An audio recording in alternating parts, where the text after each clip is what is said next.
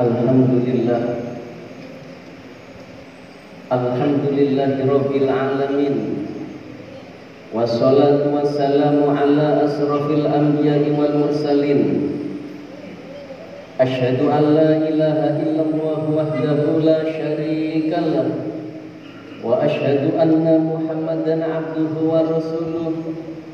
Allahumma sholli wa sallim ala sayyidina Muhammadin wa ala alihi wa sahbihi wa barik wa sallim ajmain, amma ba'du. Faya ibadallah, usikum binafsi bitaqwallah faqad fazal muttaqun. Qala Allah ta'ala fil Qur'anil azim, a'udzu billahi minasy syaithanir rajim. Bismillahirrahmanirrahim. Ya ayyuhalladzina amanu taqullaha haqqa tuqatih wa la tamutunna illa wa antum muslimun.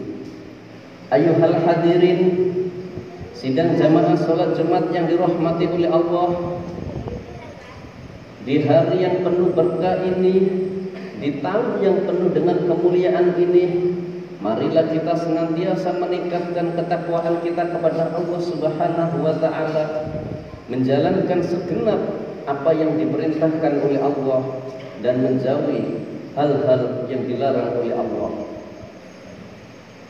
Kita lalui bersama bahwa saat ini kita telah memasuki tahun baru Islam, yaitu 1444 Hijriah.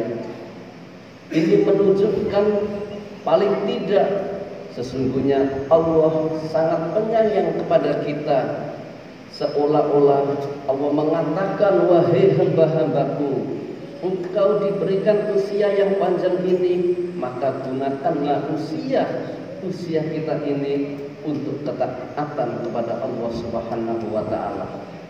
Sejalan dengan ini, baginda Rasul Muhammad sallallahu alaihi wasallam bersabda, khairukum man tala umuruhum wa hasuna amaluhum. Sebaik-baik orang adalah ia yang diberikan oleh Allah usia yang panjang dan usia itu digunakan untuk kebaikan dan ketakwaan kepada Allah Subhanahu wa taala. Jamaah yang dimuliakan oleh Allah, sejarah membuktikan melalui Muharram inilah sesungguhnya Allah menunjukkan tanda-tanda kebesarannya, yang mana terjadi fenomena-fenomena yang menakjubkan di antara para hamba dan kekasihnya. Yang pertama, di mana terjadi fenomena Nabiullah Adam alaihi wasallam ketika beliau senantiasa bermunajat, beristighfar dan berdoa kepada Allah, Rabbana dzalamna anfusana wa illam taghfir lana wa tarhamna lanakunanna minal khasirin. Wahai Tuhan, kami telah zalim kepada diri kami sendiri. Jika Engkau tidak memberikan ampunan dan kasih sayang-Mu kepada kami, niscaya kami termasuk orang-orang yang merugi. Doa ini senantiasa beliau ucapkan berulang-ulang sehingga diabadikan dalam Al-Quran. Melalui dengan kesungguhan, tekad dan niat, Nabiullah Adam pun dipertemukan kembali dengan Siti Hawa di Jabal Rahmah. Yang kedua, Nabiullah Nuh alaihi wasallam, lebih dari 6 bulan beliau berada di tengah-tengah lautan, yang mana pada saat itu terjadi badai tsunami yang luar biasa. Semuanya dibinasakan oleh Allah kecuali mereka yang ikut di dalam perahunya Nabiullah Nuh alaihi wasallam. Berkat rahmat dan kasih sayang Allah lah, di bulan Muharram itu juga Nabiullah Nuh alaihi wasallam bisa menyadarkan perahunya di daratan bumi. Yang ketiga, Nabiullah Yunus alaihi wasallam melalui ujian dan cobaan Allah, beliau pun terlempar dari sebuah kapal. Disitulah beliau dimakan seekor ikan yang sangat besar. Di dalam perut ikan yang besar ini Sekitar 4 hari beliau pun senantiasa bermunajat dan berdoa, beristighfar kepada Allah. La ilaha illa anta subhanaka inni kuntu minadz zalimin. Tiada Tuhan kecuali Engkau wahai ya Rabb. Sesungguhnya kami ini termasuk orang-orang yang zalim. Juga terdapat dalam Nabi Ibrahim alaihissalam, yang mana dalam sejarahnya pun beliau pun ditangkap oleh seorang raja yang sangat otoriter pada zamannya. Nabi Ibrahim pun dipegang dan dilempar bersama-sama di tengah kobaran api yang sangat dahsyat. Di saat itulah Nabi berdoa dan Allah pun berfirman, ya narukuni bardan wa salaman ala Ibrahim. Wahai api, jadilah engkau dingin dan selamatkan kekasihku yaitu Ibrahim alaihissalam. Jamaah yang dimuliakan oleh Allah, Nabi Musa alaihissalam karena berpegang teguh tentang prinsip yang Allah ajarkan, beliau pun diselamatkan oleh Allah melalui kejaran Fir'aun dan kelompoknya. Beliau pun diselamatkan dari sebuah belahan laut merah, sedangkan Fir'aun dan bala tentaranya pun tenggelam di sana. Di tengah-tengah tenggelam inilah Fir'aun kemudian mengucapkan kalimat-kalimat taubat. Saya bersaksi sesungguhnya Tuhannya Musa adalah Tuhan semesta alam. Namun karena persaksian Fir'aun pada waktu itu sudah masuk di tengah-tengah tenggorokan, di mana disebutkan dalam sebuah hadis, barang siapa yang nyawanya sudah berada di tenggorokan, kaki, perut, tangan sudah tidak bisa digerakkan, disitulah pintu taubat telah ditutup sehingga taubatnya Fir'aun pun sia-sia belaka. Jamaah yang melalui fenomena Muharram yang sangat mulia ini, paling tidak ada beberapa pelajaran yang bisa kita ambil. Yang pertama, ketika kita terjatuh dalam kekhilafan ataupun kemaksiatan, marilah senantiasa kita segera mungkin mohon ampunan, beristighfar kepada Allah Subhanahu wa taala.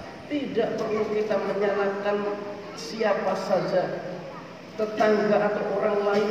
Marilah kita senantiasa introspeksi diri, menyalahkan diri kita sendiri dengan senantiasa meminta maaf kepada Allah Subhanahu wa taala. Yang kedua yang bisa kita ambil pelajaran, kalau kita benar-benar berada dalam jalur kekuasaan Allah, bahwa kita itu sesuai dengan prinsip agama Allah, sebesar apapun rintangan, insya Allah pun akan menyelamatkan kita, sebagaimana digambarkan Nabi Ibrahim. Beliau benar-benar berada dalam prinsip ajaran yang Allah perintahkan, beliau pun selamat dari api yang begitu dahsyat. Jamaah yang dimuliakan oleh Allah, kemudian melalui fenomena Muharram inilah sahabat-sahabat Nabi ketika hendak hijrah, Nabi pun mewanti-wanti dengan sebuah hadis, innamal a'malu binniyat wa innamal likulli imri'in ma nawa. Sesungguhnya segala sesuatu itu tergantung dengan niatnya. Oleh karenanya, jika engkau hijrah dari Makkah menuju ke Madinah, niatnya lidunyawiyah, untuk mencari harta, maka yang engkau niatkan itu yang akan engkau dapatkan. Sebaliknya, jika engkau niat lillahi ta'ala, litolabi ridhallahi subhanahu wa ta'ala, niscaya niat-niat itu yang akan engkau dapatkan. Melalui hadis baginda Rasul ini, marilah kita senantiasa meluruskan daripada niat kita, tajdidun niat. Bagaimana kita menyekolahkan anak-anak kita, niat yang paling utama, yang pertama hendaknya kita niat litolabi ridhallah, niat mencari ridha Allah. Yang kedua, niat izalatil jahli, untuk menghilangkan daripada kebodohan. Yang ketiga, li syairi dinillah, untuk mensiarkan agama Allah kelak ketika anak kita menjadi apa saja. Dan yang keempat, niatkanlah sesuai dengan potensi yang dimiliki anak kita. Sehingga disebutkan seorang ulama mengatakan an-niyatu hiya asas. Idza quwatul bina yabda ala quwatil asas. Niat adalah ibarat akar yang sangat kokoh, pondasi yang sangat kuat. Tidak akan ada bangunan yang sangat menjulang kalau tidak memiliki pondasi yang sangat kuat, dan pondasi itu adalah niat.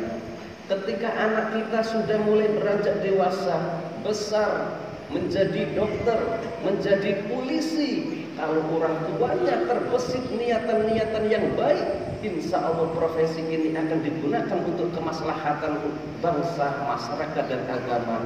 Niatnya adalah untuk kebaikan, untuk kemanusiaan.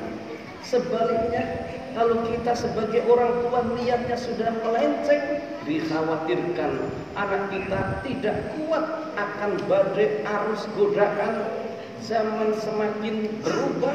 Dikhawatirkan anak kita akan tumbang lantaran kita sebagai orang tua tidak mencanangkan niat-niat yang baik, yaitu mencari ridha Allah, menghilangkan kebodohan, meneruskan daripada agama yang dibawa oleh baginda Rasul, dan yang terakhir adalah gunakan potensi anak-anak kita agar potensi ini bisa ia gunakan melalui fenomena hijriah ini. Semoga kita semua dijadikan oleh Allah hamba-hamba yang lebih baik daripada tahun kemarin, dan hari ini lebih baik dari hari kemarin. Harapannya esok hari kita menjadi pribadi yang lebih baik lagi. Amin amin ya rabbal alamin. Bismillahirrahmanirrahim. Inna a'tainakal kautsar fasholli li rabbika wanhar. Inna syani'aka huwal abtar. Barakallahu li wa lakum fil Qur'anil azim wa nafa'ani wa iyyakum bima fihi minal ayati wa dzikril hakim wa taqabbal minni wa minkum tilawatahu innahu huwas samiul basir.